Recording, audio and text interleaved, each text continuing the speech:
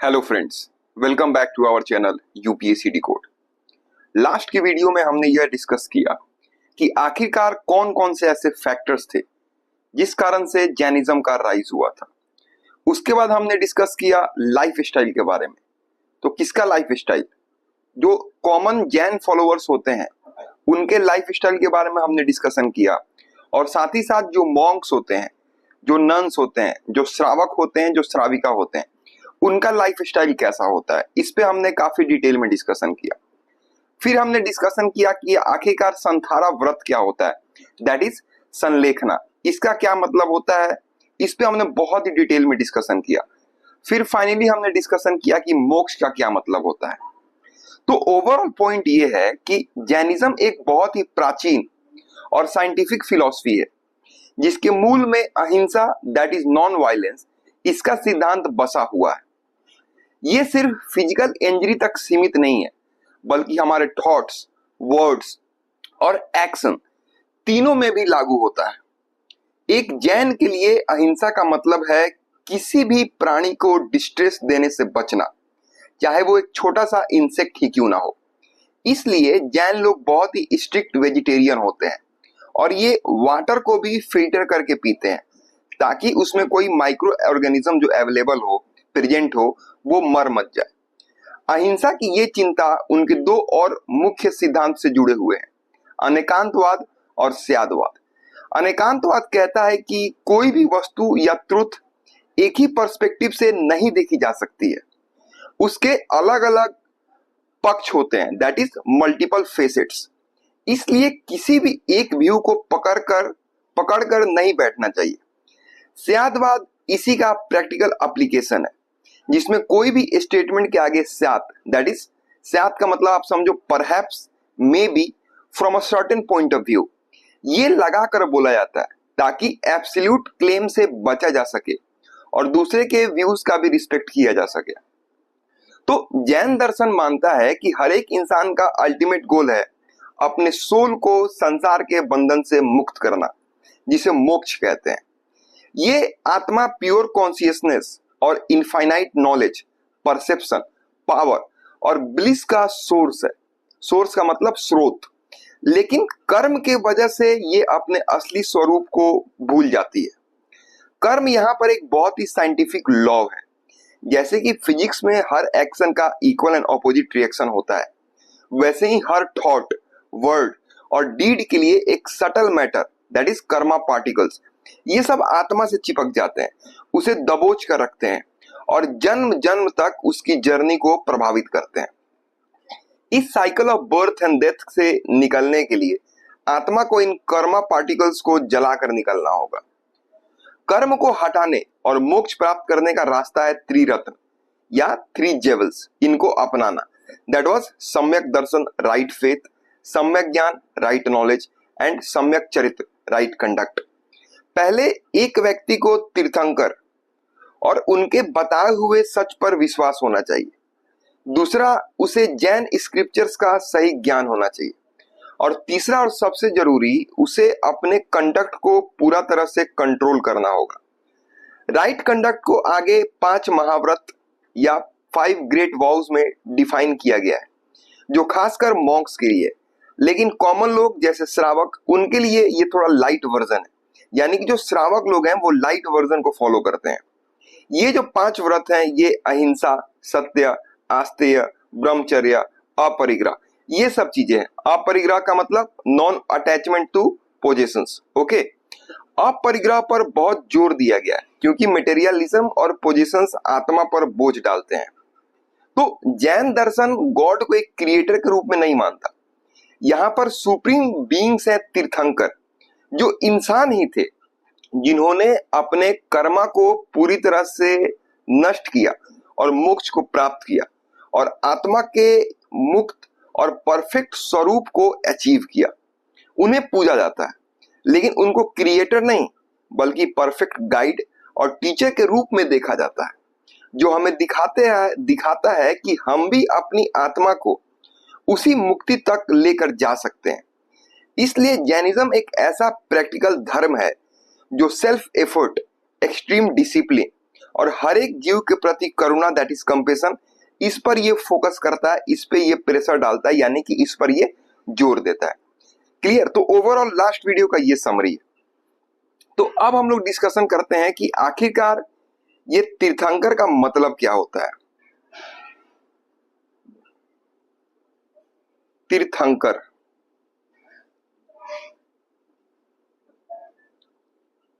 तीर्थंकर का आखिरकार मतलब क्या होता है? क्लियर?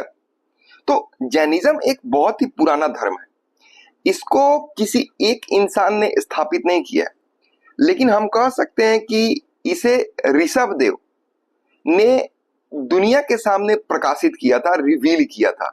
तो सबसे पहले तीर्थंकर कौन मिलेंगे आपको? तो ऋषभ देव, इन्हें आदिनाथ भी बोला जाता है।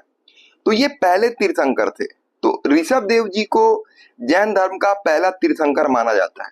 उन्होंने ही धर्म के रास्ते को इस करंट एरा में फिर से बताया। फिर इसके जो लास्ट तीर्थंकर हैं वो है आपको महावीर।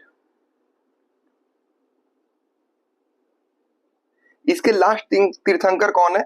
तो वो है आपको महावीर। क्लियर? तो महावीर को वर्धमान कहा जाता था पहले, इस पे हम लोग डिटेल में डिस्कशन करेंगे। तो महावीर इस समय के 24वें और अंतिम तीर्थंकर थे। उन्होंने 6th सेंचुरी बीसी में धर्म का उपदेश दिया और संघ का निर्माण किया। तो जैनिज्म को फॉर्मली महावीर ने सिस्टमाइज किया, लेकिन उनसे पहले के 23 तीर्थंकर्स भी इसी परंपरा के हिस्सा हैं। अब आखिरकार तीर्थंकर का मतलब क्या होता है? तो तीर्थंकर का जो लिटरल मीनिंग है उसका मतलब है तीर्थ का निर्माण करने वाला। क्लियर? तीर्थंकर का सिंपल मतलब क्या है? तीर्थंकर का सिंपल मतलब है तीर्थ का निर्माण करने वाला। अब तीर्थ का मतलब होता है कि संसार के समुद्र को, यानी दुखों के समंदर के पार जाने का रास्ता। यानी कोई पुल है, ये पुल दुखों से भरा हुआ है, सौरों से भरा हुआ है, तो इसको पार करने का जो रास्ता है उसको हम लोग तीर्थ बोलते हैं। और फिर यहाँ पे आ जाता है कारक। कारक का मतलब होता है जो तीर्थ बनाता है, यानी कि सिंपल भाषा में जो संसार के दुखों को के पार जाने का जो रास्ता है और जो व्यक्ति ये रास्ता बनाता है उसको हम लोग बोलते हैं तीर्थंकर। तो सिंपल भाषा में तीर्थंकर वे महापुरुष होते हैं जो अपने पूरे कर्म को खत्म करके मोक्ष प्राप्त करते हैं, कैवल्य ज्ञान। फिर दुनिया में आकर सही धर्म का मार्ग दूसरों को बताते हैं, यानी कि संसार से पार उतरने का रास्ता दिखाते हैं। वे एक धार्मिक संघ की स्थापना करते हैं जिसमें मॉन्क्स, नन्स और फॉलोअर्स होते हैं। तो वे एक ब्रिज या फोर्ट की तरह होते हैं जो सांसारिक जीवों को मोक्ष तक पहुंचने का रास्ता दिखाते हैं। यानी एक ब्रिज का वो काम करते हैं, एक पुल का काम करते हैं जिसके ऊपर से होकर संसार से हम लोग भी प्राप्त करते हैं। तो एक सवाल यहाँ पे ये उठता है कि आखिरकार यहाँ पे कितने तीर्थंकर थे? तो जैनिज्म में टोटल 24 तीर्थंकर हैं। पहले कौन थे ये मैंने आपको बता दिया, ऋषभ देव जिन्हें आदिनाथ भी कहते हैं। आखिरी तीर्थंकर कौन थे? तो महावीर थे, इन्हें वर्धमान भी जाना के नाम से भी जाना जाता है। अब जो 24 तीर्थंकर है, हर एक किसी का नाम जानना आपको इंपॉर्टेंट नहीं है, क्योंकि इसमें आपको बहुत सारे नाम मिलेंगे। जैसे ऋषभ देव आ जाएंगे, अजीतनाथ आ जाएंगे, संभवनाथ आ जाएंगे, अभिनंदनाथ आ जाएंगे, क्लियर, अनंतनाथ आ जाएंगे, शांतिनाथ आ जाएंगे, आरानाथ आ जाएंगे, मल्लीनाथ आ जाएंगे। लेकिन जो 23वें तीर्थंकर है उसका नाम उनका नाम याद रखना जरूरी है। 23वें तीर्थंकर आपको मिलेंगे पार्श्वनाथ और 24वें कौन मिलेंगे? तो महावीर। तो पहले तीर्थंकर ऋषभ देव जिन्हें आदिनाथ भी कहा जाता है, 23वें तीर्थंकर पार्श्वनाथ, 24वें तीर्थंकर यानी कि लास्ट तीर्थंकर तो वो महावीर है। क्लियर? एक पॉइंट यहाँ पे है कि भगवान महावीर जो कि 24वें तीर्थंकर थे और भगवान पार्श्वनाथ, इनके बारे में ऐतिहासिक प्रूफ माना जाता है। क्लियर? तो ओवरऑल तीर्थंकर का क्या मतलब है?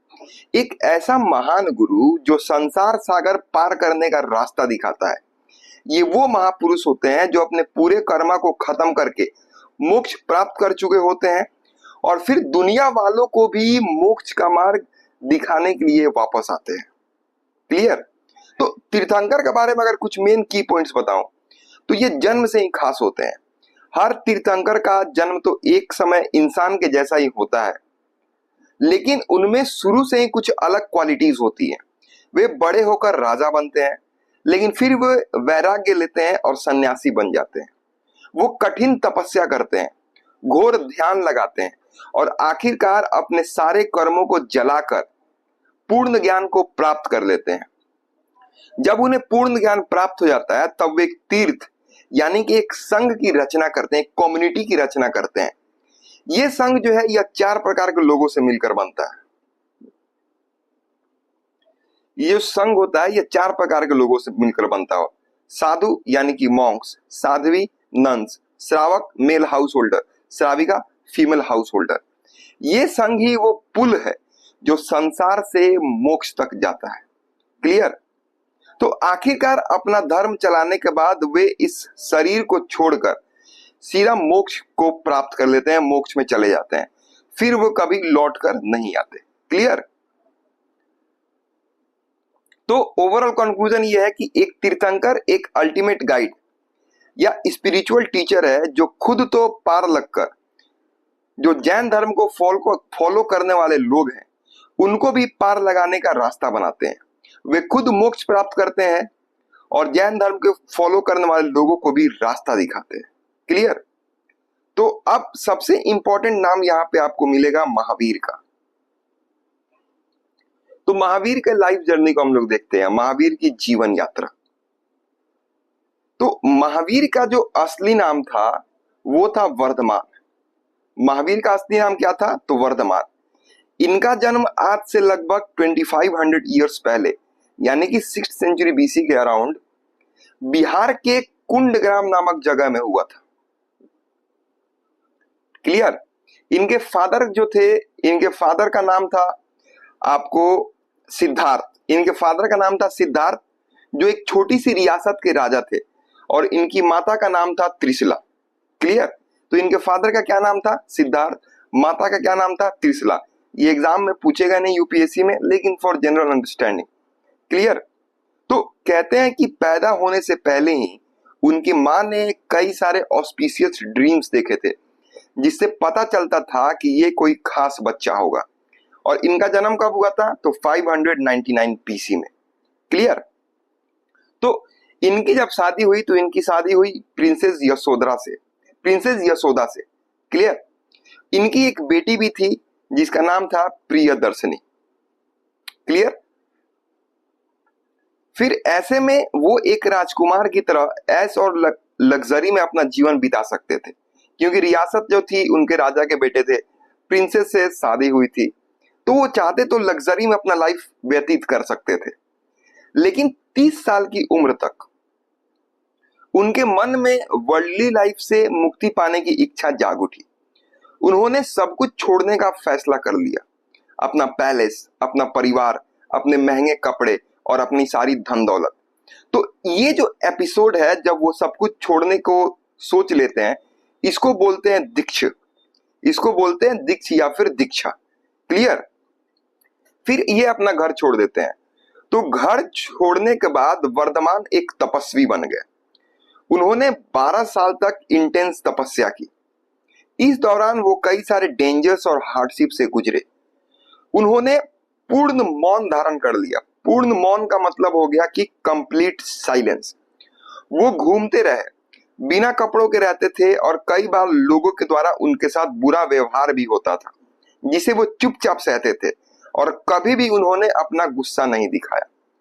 12 साल की कठिन तपस्या के बाद यानी कि लगभग 42 ईयर्स के एज के अराउंड वर्धमान को ज्ञान प्राप्त हुआ।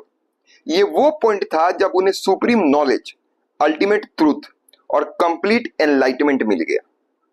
उसी दिन से जो वर्धमान थे वो महावीर बन गए। महावीर का मतलब होता है द ग्रेट हीरो। महावीर, महान वीर, that is the great hero. तो एनलाइटमेंट के बाद उन्होंने अपना सारा नॉलेज लोगों तक पहुंचाया। उन्होंने मोक्ष के मार्ग का उपदेश दिया। उन्होंने कई सारे फॉलोअर्स बनाए और जैन संघ की स्थापना की। 22 ईयर्स के एज में यानी कि अराउंड 527 बीसी पावापुरी में उनको निर्वाण प्राप्त हुआ, उनकी मृत्यु हुई, जिसे जैन जो है वो मोक्ष कहते हैं। तो जन्म हुआ कुंडग्राम में, मृत्यु होती है इनकी तो पावापुरी में। तो ये है महावीर के जीवन की यात्रा। तो समरी ये है कि एक राजकुमार ने अपना ऐश्वर्य भरा जीवन छोड़ा, 12 साल यानी कि 12 इयर्स की कठिन तपस्या की, वर्धमान से महावीर बने और आखिरकार मोक्ष को प्राप्त हुए। तो ये है महावीर की कहानी। क्लियर? तो यहाँ पे देखो, यहाँ पे लोगों को कंफ्यूजन होता है, क्योंकि अब हिस्टोरिकल डिबेट्स चल रहे हैं इस टॉपिक पे कि आखिरकार महावीर का जन्म हुआ कब है। तो जैन धर्म मानता है कि महावीर का जन्म 599 बीसी में हुआ था। क्लियर? उन्होंने 72 इयर्स की एज में निर्वाण यानी कि मौत को प्राप्त किया, दैट वाज 527 बीसी। और ये जो डेट है ये ऑफिशियली 1978 में एक बड़ी मीटिंग में जैन स्कॉलर्स ने फिक्स की थी, इसलिए आजकल इसी डेट को ऑफिशियल माना जाता है, चाहे कोई भी जैन सेक्ट हो। लेकिन कुछ हिस्टोरियंस अलग सोचते हैं। उनका कहना है कि महावीर जो थे वो बुद्धा के एकदम करीब के समय में थे। उनकी कैलकुलेशन के अनुसार से महावीर को जो निर्वाण था वो 468 बीसी के अराउंड हुआ था, ये कुछ स्कॉलर्स का मानना है। पर ओवरऑल सबसे जो माना जाने वाला और धार्मिक जो डेट है वो है 599 बीसी टू 527 बीसी। क्लियर? तो इस चीज को आपको माइंड में रखना है। अभी ऑफिशियल डेट यही है, क्योंकि 1978 में एक बहुत बड़ी जैन काउंसिल हुई थी, जैन सबका मीटिंग हुआ था, जैन रिलीजन को फॉलो करने वाले लोगों का, वहां पे इस डेट को डिक्लेयर किया गया था 599 बीसी टू 527 बीसी। क्लियर? तो इस हिसाब से जो महावीर थे वो बुद्धा से थोड़े से सीनियर थे। और फिर यहाँ पे बुद्धा के जन्म से रिलेटेड भी कुछ डिस्प्यूट्स हैं, डेट से रिलेटेड। ज्यादातर एक्सपर्ट्स का मानना है कि बुद्धा का जन्म 563 बीसी का अराउंड हुआ था। महावीर का जन्म कब हो रहा है? 599 बीसी। ज्यादातर एक्सपर्ट्स का मानना है कि बुद्धा का जन्म 563 बीसी के अराउंड हुआ था और लगभग 80 इयर्स के एज में यानी कि 483 बीसी के अराउंड उनको निर्वाण प्राप्त हुआ। तो ये जो कैलकुलेशन किया गया है 563 बीसी टू 483 बीसी, ये कैलकुलेशन फेमस सम्राट अशोक के राज्याभिषेक के टाइम से लिया गया है, जो एक कंफर्म डेट है। लेकिन कुछ कंट्रीज हैं जैसे थाईलैंड, श्रीलंका और म्यांमार, यहाँ पे लोग जो है वो एक अलग डेट को मानते हैं। वो बुद्धा का जन्म मानते हैं कि 624 बीसी में हुआ था और वो इसी को इनके धर्म जन्म दिवस के रूप में मनाते हैं। लेकिन ये एक रिलीजियस और कस्टमरी डेट है। तो सिंपल शब्दों में इनके लिए, बुद्धा के लिए जो हिस्टोरिकल डेट है वो है 563 बीसी और जो रिलीजियस डेट है वो है 624 बीसी। तो आपको 563 बीसी लेकर चलना है बुद्धा का जन्म, और महावीर का जन्म तो 599 बीसी लेकर चलना है। क्लियर? तो अब हम लोग जैन धर्म से रिलेटेड जो फेमस डॉक्ट्रिन्स हैं, जैसे कि हमने लास्ट वीडियो में बुद्धा के जो बुद्धिज्म था, बुद्धिज्म का जो भी फेमस मेन कोर डॉक्ट्रिन्स थे उसे हमने डिस्कस किया था। तो ठीक उसी प्रकार हम लोग जैन धर्म के भी डॉक्ट्रिन्स को डिस्कस करेंगे। जैन डॉक्ट्रिन्स यानी कि जैन सिद्धांत, इसमें आपको मिलेगा जो 3 ज्वेल्स यानी कि 3 रत्न, right faith, right knowledge, right conduct, सम्यक दर्शन, सम्यक ज्ञान, सम्यक चरित्र। ये सब लिबरेशन के मार्ग है जो कि इंसान को मोक्ष प्राप्ति की ओर लेकर जाते हैं। क्लियर? यानी कि राइट फेथ का यहाँ पे सिंपल मतलब हुआ कि having the correct perception and belief in the fundamental principles of Jainism. Right knowledge का मतलब हुआ understanding the true nature of the soul and reality as described in the Jain scripture. Right conduct का मतलब हो गया कि living your life according to the ethical rules, most importantly the vows, that is the vrat. फिर यहाँ पे आपको central vows मिलेगा यानी कि मुख्य व्रत। Clear? So these central vows are the ethical codes of conduct, primarily the 5 mahavratas for monks/nuns and the anuvratas. Okay, so they are ahimsa, that is non-violence in thought, word and deed. Then there is satya. Satya means truthfulness. Then asteya. आस्तेय का मतलब होता है non stealing, ये बहुत बार मैंने आपको बता दिया। फिर ब्रह्मचर्य दैट इज सेलिबेसी। फिर अपरिग्रह, नॉन अटैचमेंट और नॉन पॉजेसिवनेस। ये सब डिटेल में नोट्स में मैंने प्रोवाइड किया हुआ है। ये जब पीडीएफ खत्म होगा डायग्राम का तो उसके बाद पूरा जैनिज्म का मैं दिखा ही देता हूं आपको। ये देखो पूरा डिटेल में यहाँ पे हर चीज दिया हुआ है। Clear? Right faith, right knowledge, right conduct. Take a look here. Ahimsa, non violence, satya, truth, asteya, non stealing, brahmacharya, aparigraha. तो हर चीज यहाँ पे नोट्स में मैंने आप लोगों को प्रोवाइड किया हुआ है।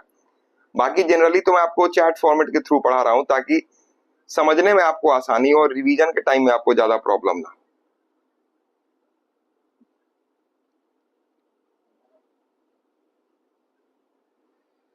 क्लियर? तो सेंट्रल वॉल्स हो गए यहाँ पे। फिर आता है nature of soul and universe. अब ये जो सेंट्रल वॉल्स हैं ये आत्मा की शुद्धि के लिए है।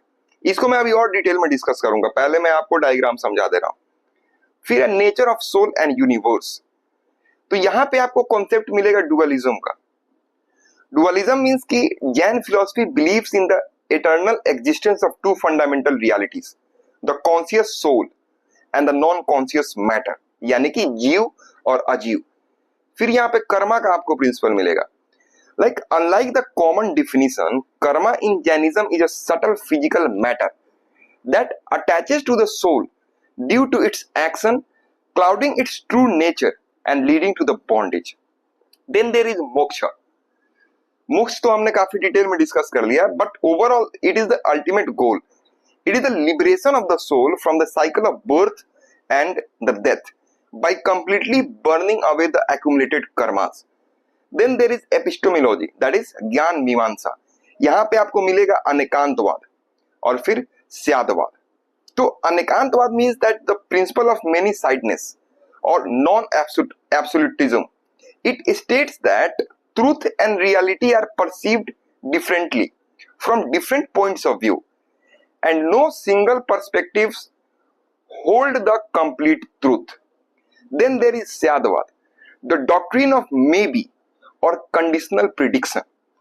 It is a practical application of Anekantavad, where any statement is expressed with the qualifier like perhaps or from a certain perspective, promoting intellectual humility and tolerance. Clear? तो ये जो जितनी भी चीजें हैं, जो भी जैन डॉक्ट्रिन्स है, ये सब कोई है जो मोक्ष के मार्ग पे ले जाती है, इट लीड्स टू लिबरेशन। कोई आत्मा को शुद्ध करती है, बंधन का कारण बताती है, हार्मोनी को प्रमोट करती है, लेकिन ओवरऑल यहाँ पे प्राप्ति होती है तो मोक्ष की। तो अब अगर मैं इसको और डिटेल में आपको समझाऊं, क्लियर? तो यहाँ पे जो स्टार्टिंग में मैंने आपको पॉइंट बताया था कि जैनिज्म वाला जो सिस्टम था कि बहुत ही प्राचीन और साइंटिफिक दर्शन है, वो चीज यहां पे आप रिलेट कर सकते हो। क्लियर? यानी कि कंक्लूजन क्या था इसका कि जैन दर्शन जो है वो गॉड को एक निर्माता के रूप में नहीं मानता। यहां पे सुप्रीम बीइंग्स कौन होते हैं? तो तीर्थंकर होते हैं, जो इंसान ही होते हैं, लेकिन वो अपने कर्म को पूरी तरह से जलाकर मोक्ष को प्राप्त कर लेते हैं और वापस फिर से इस दुनिया में आते हैं ताकि लोगों को वो मोक्ष प्राप्ति की ओर लेके जाए। तो ये सब जैन डॉक्ट्रिन्स का ओवरऑल पर्पस क्या है? तो ओवरऑल पर्पस है इसका मोक्षा को प्राप्त करना। क्लियर? अब हम लोग आगे बढ़ते हैं। अब आगे बढ़ने के बाद, अब जैसे जैनिज्म को हमने पढ़ा था, जैसे हमने बुद्धिज्म को पढ़ा था कि बुद्धिज्म में डिफरेंट डिफरेंट सेक्ट्स होते हैं, वैसे ही हम लोग जैनिज्म को पढ़ रहे हैं। तो जैनिज्म में भी डिफरेंट डिफरेंट सेक्ट्स होते हैं, जैसे श्वेतांबर आपको देखने को मिलेगा, दिगंबर आपको देखने को मिलेगा। क्लियर? तो जैन धर्म मेनली दो बड़े संप्रदाय यानी कि सेक्ट्स में बनता है, दिगंबर और श्वेतांबर। इनमें थोड़े प्रैक्टिस और मानने में, बिलीफ में अंतर है, लेकिन दोनों ही मूल सिद्धांत जैसे अहिंसा, कर्म और मोक्षा को मानते हैं, जैसे अभी हमने जैन डॉक्ट्रिन में देखा था। तो अब इनमें हम लोग थोड़ा सा अंतर को समझते हैं।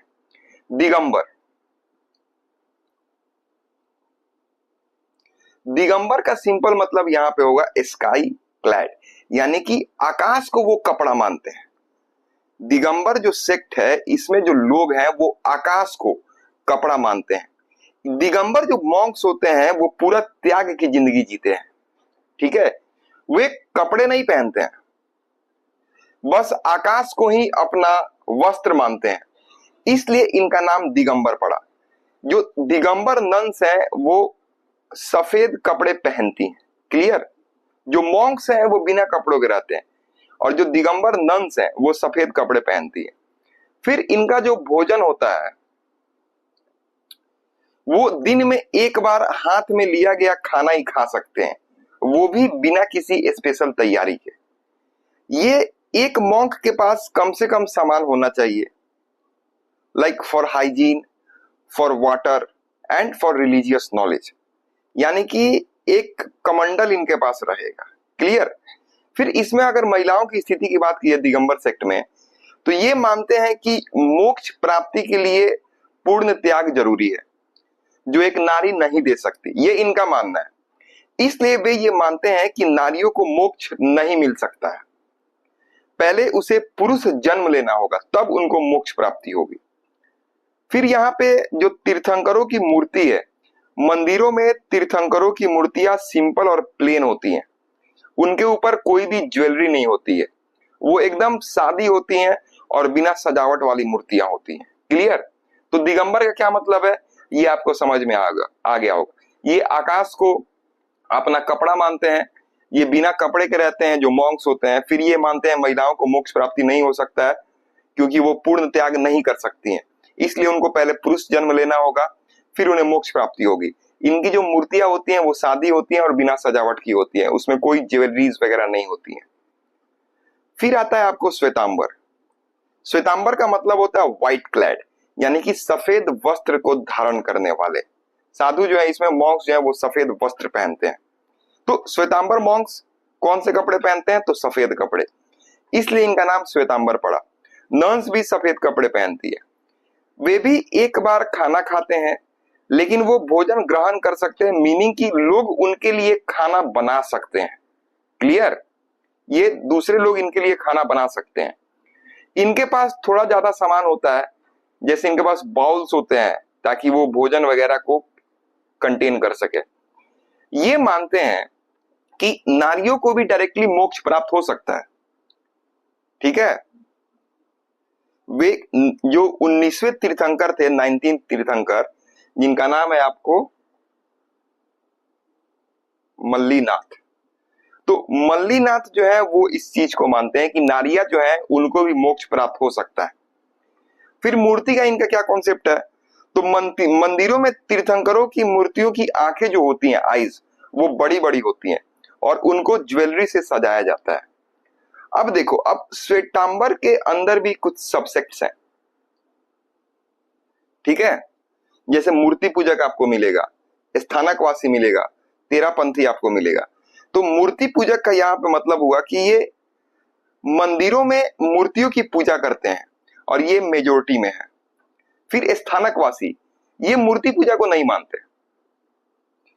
ये स्थानक यानी कि स्पेशल मेडिटेशन हॉल्स, स्थानक का मतलब हो गया स्पेशल मेडिटेशन हॉल, उसमें ध्यान और पूजा करते हैं। फिर आपको आगे तेरापंथी, ये एक आचार्य के अंदर एक डिसिप्लिन्ड सिस्टम में काम करते हैं। इनके जो रूल्स होते हैं वो बहुत ज्यादा स्ट्रिक्ट होते हैं, क्लियर। तो ओवरऑल श्वेतांबर और दिगंबर का अगर कॉन्सेप्ट आपको समझ आ गया होगा, क्लियर। तो ये कॉमन थिंग्स इन दोनों में क्या है कि 5 महाव्रतास को ये मानते हैं, अहिंसा को सबसे ऊपर रखते हैं, तीर्थंकर और उनके उपदेशों को मानते हैं और मोक्ष को अंतिम लक्ष्य मानते हैं। मिलते हैं हम लोग अगले वीडियो में।